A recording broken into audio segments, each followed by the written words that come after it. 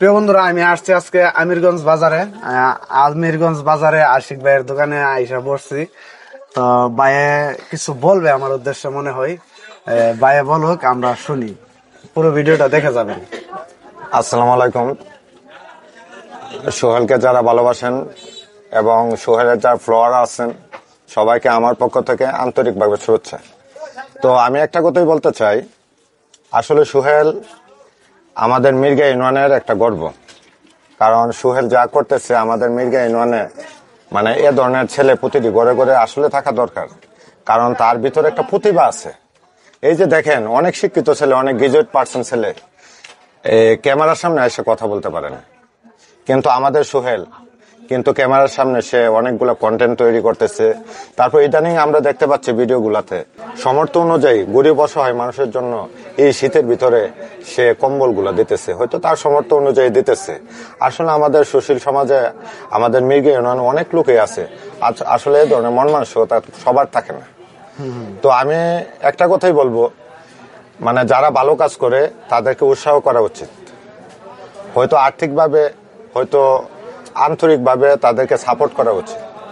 তো আপনাদের সবার কাছে আমার বিনীত অনুরোধ, আমাদের মির্গা ইউনিয়নের সোহেলকে আপনারা সর্বোচ্চ সাপোর্ট করবেন এবং তার যে ভিডিওগুলো আছে তার ভিডিওতে লাইক, শেয়ার, কমেন্ট করবেন।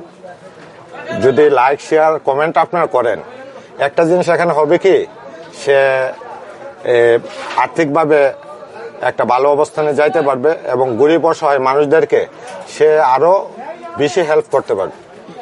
এটাই তো, সবাই আমাদের সবার জন্য দোয়া করবেন। আশা করি আপনারা সবাই সাপোর্ট করবেন। আসসালামু আলাইকুম। বিশেষ করে উদ্দেশ্যটা হয়েছে ভাইকে বলি, আমি আসলে মির্গা ইউনিয়নের একজন সন্তান। আমি ইটনা উপজেলার বাসিন্দা।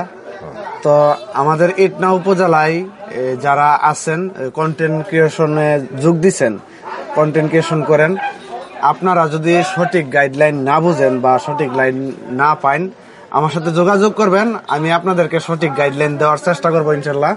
কারণ কি, কারণ হচ্ছে আমার এতে কোনো ক্ষতি নেই। আপনি যদি অনলাইন থেকে কোনো কিছু পান বা সফলতা অর্জন করতে পারেন, এটা কিন্তু আমার জন্য খারাপ না, আমার জন্য আরো ভালো। কারণ আমার এই জেলার, আমার এই থানার, আমার এই ইউনিয়নের একজন সফলিত হইতে পারছে, আমি সর্বাত্মক তাকে সাপোর্ট করব। কিন্তু দেখা যাচ্ছে আমাদের এখানে কন্টেন্ট ক্রিয়েশনের যে লোক অনেক অভাব, অনেক মানে অনেকে এটা বুঝে না।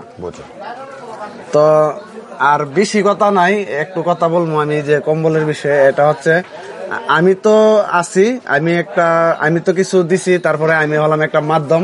আমার মাধ্যমে প্রবাসী ভাইরা আছে, অনেক গরিব অসহায়ের জন্য কম্বলের যে সাহায্য পাঠিয়েছেন এবং ওনারা অনেক হেল্পফুল, অনেক সাহায্য করেছেন। ভবিষ্যতে আশা করি ওনারা করবেন। আর বিশ্বাস জিনিসটা যে এটা একটা বড়, এই বিশ্বাসটা আপনারা আমার প্রতি রাখবেন। আপনাদের বিশ্বাস নিয়ে, ভালোবাসা নিয়ে আমি পথ চলতে চাই। আপনাদের ভালোবাসা ছাড়া আমি শূন্য, বারে বারে আমি বলি। আর বিশেষ করে ধন্যবাদ জানাই প্রবাসী এবং যারা দেশের মানুষ আছেন, আমার পাশে আর্থিক সাহায্য সহযোগিতা দিয়ে পাশে থেকেছেন, সবার প্রতি। তো সবাই ভালো থাকবেন, সুস্থ থাকবেন। এ পর্যন্তই। আল্লাহ হাফেজ।